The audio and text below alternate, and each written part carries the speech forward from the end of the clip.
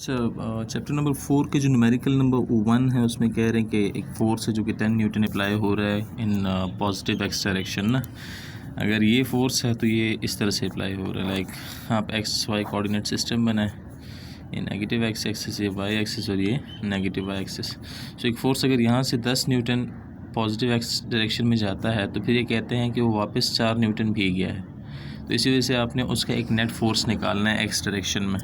आप F1 x कहेंगे वो पॉजिटिव में हो गया, F2 एक्स जो है वो नेगेटिव में एक्स डायरेक्शन में हो जाता है। इन दोनों का डिफरेंस जो होगा वो क्या निकलेगा मेरे पास, वो इनका एक जनरलाइज फॉर्म होती है, एक नेट कह सकते हो कि हमारे पास एक्स डायरेक्शन में फोर्स होगा। और ये मैं क्यों कर रहा हूँ, बिकॉज मुझे आगे जो फार्मूला यूज़ करना है उसमें एफ एक्स स्क्वेयर आता है, उसमें एफ एक्स के एक नेट वैल्यू होनी चाहिए थी। इसका मुझे कहीं ना कहीं कोई फाइनल रिज़ल्ट निकालना है जो कि एफ एक्स बनेगा। सो इनका डिफरेंस हमारे पास क्या आता है, 6 न्यूटन आ जाता है। फिर ये कहते हैं कि वाई डायरेक्शन में फोर्स अप्लाई किया गया, वो एक ही है तो उसको मैं डिफरेंस और सम की बात नहीं करूँगा। Next up is the required elements. Required में हमारे पास एफ है और थीटा है। फोर्स आपने फाइंड आउट करना है उसके मैग्नीट्यूड को, और थीटा फाइंड आउट करना है। तो फोर्स का जो फॉर्मूला था that was F X square plus F Y square whole square root में, जिसमें वैल्यूज़ पुट करें 6 का स्क्वायर एंड 6 का स्क्वायर आ जाता है, और उसकी जो वैल्यू है वो आपके सामने है, that is square root of 72 which is equal to 8.5 newton में। नेक्स्ट अब इज़ थीटा जो कि डायरेक्शन रिप्रेजेंट करता है किसी भी रिजल्टेंट फोर्स की।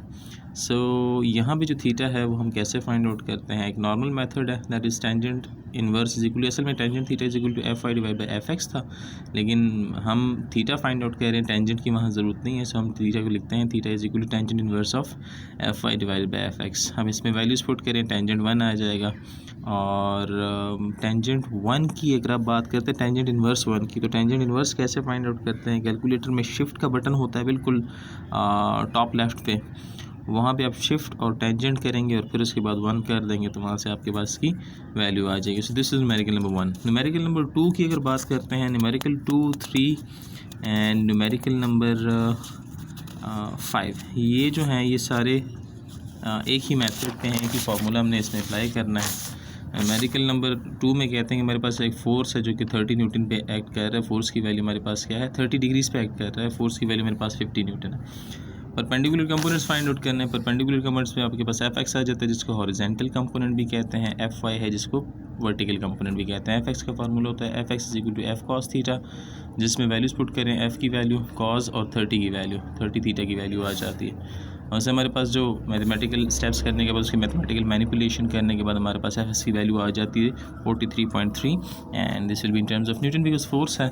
और एफ आई भी इसी तरह एफ साइन थीटा, जिसमें वैल्यूज़ पुट करते हैं एफ़ की और थीटा की, सो वहाँ से आप वैल्यू निकाल लेते हैं एफ आई की। Similar is the case with numerical number 3, उसमें भी एफ एक्स और एफ आई की वैल्यू गिवन है, सेम फार्मूला सेम मेथड, और उससे आप इसको सॉल्व करेंगे।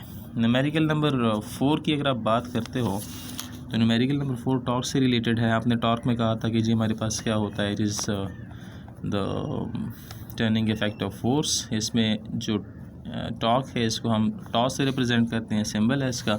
ये जो चीज़ है एफ क्रॉस एल, ये हमारे पास क्या है, फोर्स है, और ये मोमेंट आर्म होता है। मोमेंट आर्म जिसको हमने डिस्कस किया था कि it is the perpendicular distance between the line of the point of application of force and the axis of rotation.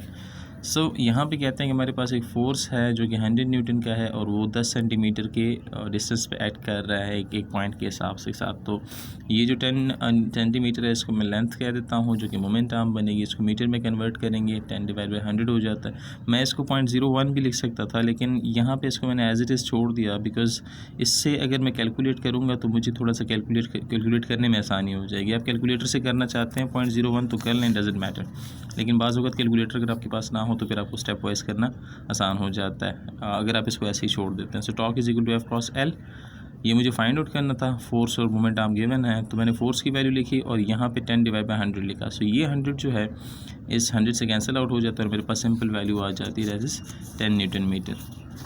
Numerical number 5 जो है उसमें अगेन क्या कह रहे हैं, कहते हैं कि F X is equal to 20 newton हमारे पास हॉरिजेंटल कंपोनेंट है एफ एक्स, और 30 डिग्री हमारे पास एंगल है। कहते हैं इसमें से फोर्स फाइंड आउट करें।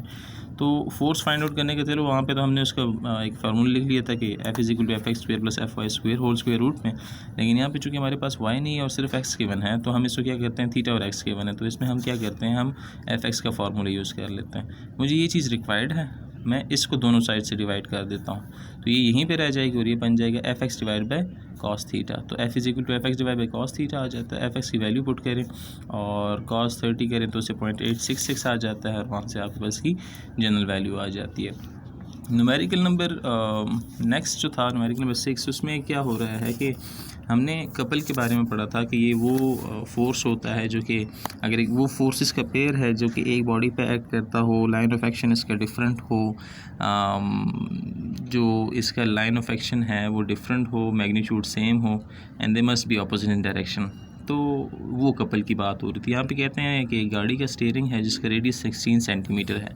सो रेडियस को मैंने कैपिटल एल से रिप्रेजेंट किया है बिकॉज वो रेडियस जो है वो टर्निंग इफेक्ट ऑफ फोर्स में मोमेंट आर्म का काम कर रहा होता है। तो यहाँ पे जो मोमेंट आर्म है वो मेरे पास क्या है 16 सेंटीमीटर। अगेन इसको मैं 100 से डिवाइड करके 0.16 भी लिख सकता था, लेकिन चूँकि मुझे कैलकुलेट करने में थोड़ी सी आसानी हो जाएगी। फोर्स की वैल्यू ये मैंने 50 न्यूटन है, लेकिन रिमेंबर कि कहते हैं कपल की वजह से find the torque produce by couple of 50 Newton. So couple of 50 Newton है, इसी वजह से मैं फोर्स की जगह 2F लिखूंगा बिकॉज दो फोर्सेस हैं, दो फोर्सेस का एक पेयर एक बॉडी के ऊपर एक्ट कर रहा है। सो टॉर्क मेरे पास क्या होगा, it is 2F cross L। ठीक है, 2 अपनी जगह, फोर्स की वैल्यू और लेंथ की वैल्यू मैंने लिख दी, फोर्स की और जो मोमेंट आर्म की वैल्यू है लेंथ ही बनती है। So this is because of this reason कि मैं इसको डिवाइड नहीं कर रहा था। इन दोनों को मल्टीप्लाई करें, 100 न्यूटन 16 डिवाइड बाई 100 न्यूटन आ रहा है, तो 100 से कैंसिल आउट हो जाता है और टॉर्क की वैल्यू 16 न्यूटन मीटर रह जाती है। यहाँ तक हमारे पास 6 न्यूमेरिकल्स थे और इसको हमने सॉल्व करना था। सो ये आपके पहले टास्क का काम है।